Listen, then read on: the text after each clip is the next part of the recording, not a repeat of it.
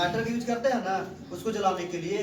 तो ये जो फ्यूल है आप हमारे ये यूरेनियम 9235, इसका एटॉमिक नंबर कितना है 92 और एटॉमिक वेट कितना है 235 है।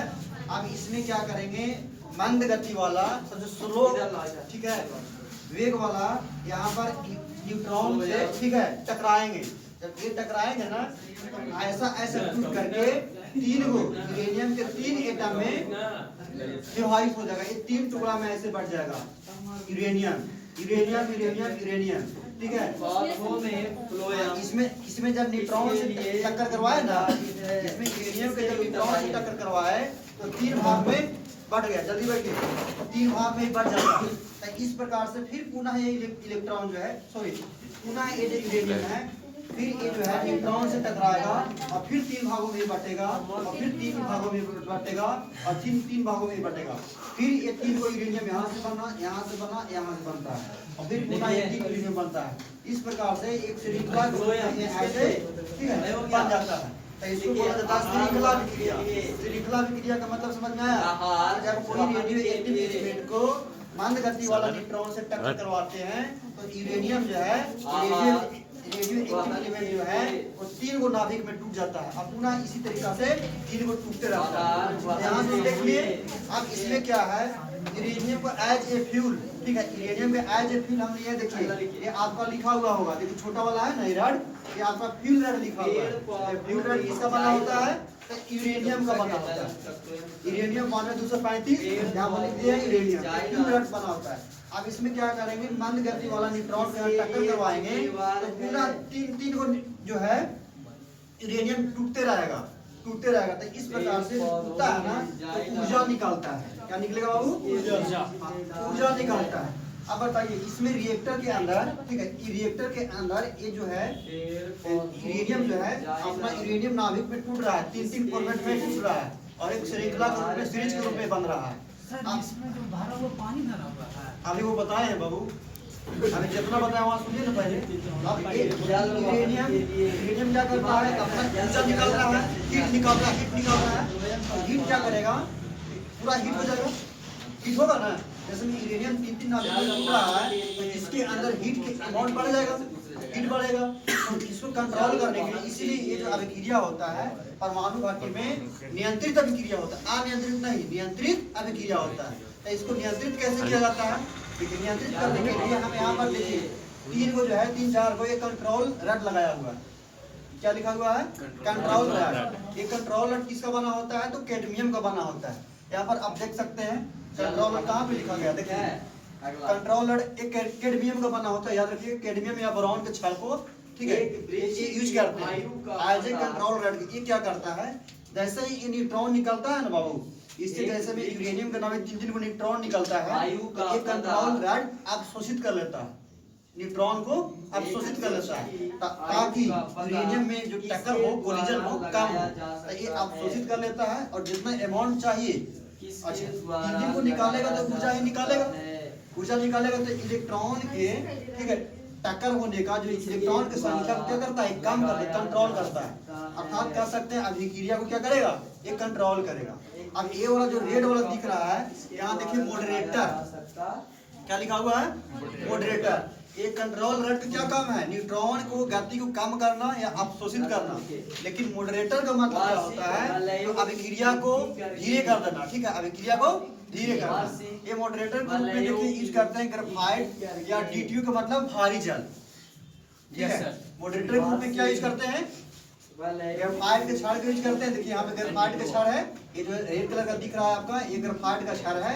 और यहाँ इसके जगह पर हम DTU का भी यूज करते हैं। अब देखिए इसके अंदर तो श्रृंखला अभिक्रिया के रूप में हुआ तो हीट निकला ना वो न्यूट्रॉन जब किसी में नाभिक यहाँ पर टूटा है यूरेनियम के, तो 3 को नाभिक निकलने के बाद, टूटने के बाद यहाँ क्या निकला है, हीट निकला।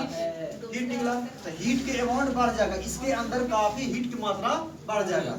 अब इसके अंदर देखिए, इसके बाहर में भरा हुआ है, देखिए क्या लिखा हुआ है, एयर को लीजिए, ठीक है, एज ए कूलेंट, यानी इसको ठंडा करने के लिए, ठीक है, चाहे आप एयर यूज कीजिए, चाहे कार्बन डाइऑक्साइड यूज कीजिए, चाहे H2O याद कीजिए, ठीक है।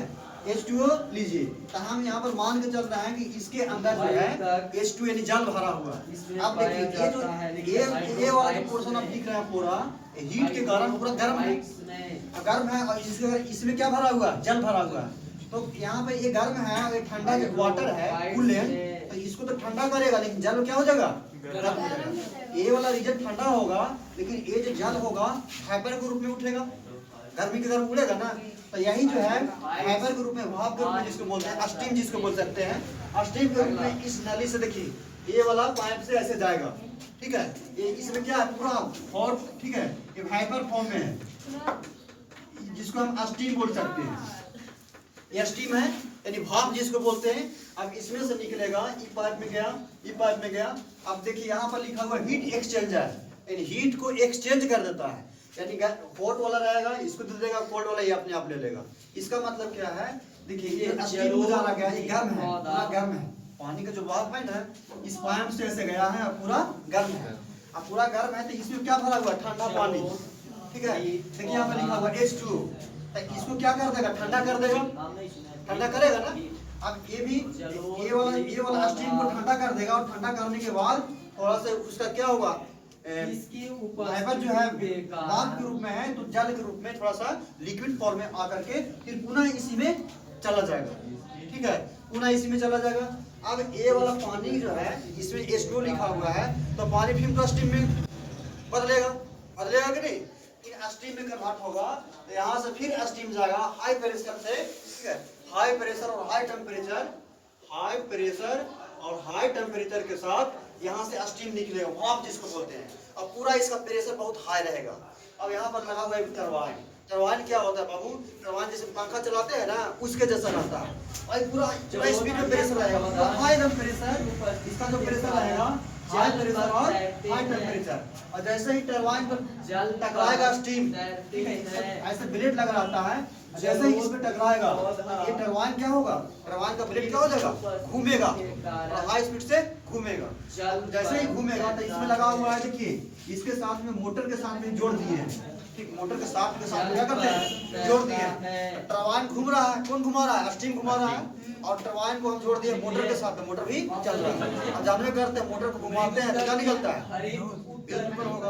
अब यहाँ से देखिए तो एक तो स्टीम है, भाप में लिक्विड में नहीं है। और जैसे ही इसमें आएगा देखिए इसके बाद आता है कंडेंसर। कंडेंसर का क्या काम है, जो फाइबर फॉर्म में जो है ना स्टीम भाप जिसको बोले हैं उसको बदल देता है लिक्विड फॉर्मेट में। इसका टेम्परेचर जो है इसके आने के बाद इसका जो है लो टेम्परेचर और लो प्रेशर कर देगा, इसका प्रेशर थोड़ा कम कर देगा और टेम्परेचर को डाउन कर देगा। और जो स्टीम है ना ये लिक्विड फॉर्मेट में थोड़ा सा जमा हो जाएगा।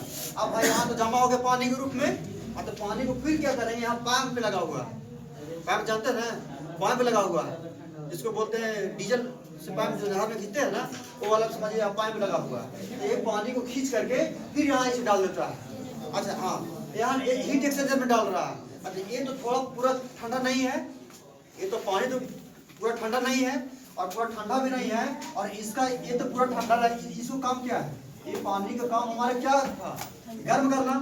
गर्म करेगा तब नहीं इसमें जाएगा, और थोड़ा सा इसमें गर्म पानी इसमें ऑलरेडी इसमें जा रहा है तो उतना हीट इसको देना नहीं पड़ेगा। और इसी प्रकार से साइकिल ऐसे लगता है चलता रहता है।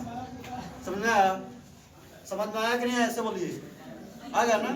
फिर से समझिए, देखिए ये परमाणु भट्टी या परमाणु रिएक्टर, इसमें क्या होता है, इसका किसके लिए यूज करते हैं, तो विद्युत ऊर्जा उत्पन्न करने के लिए इसका उपयोग करते हैं। इसमें फ्यूल के रूप में किसका यूज लेते हैं, यूरेनियम के क्षण को।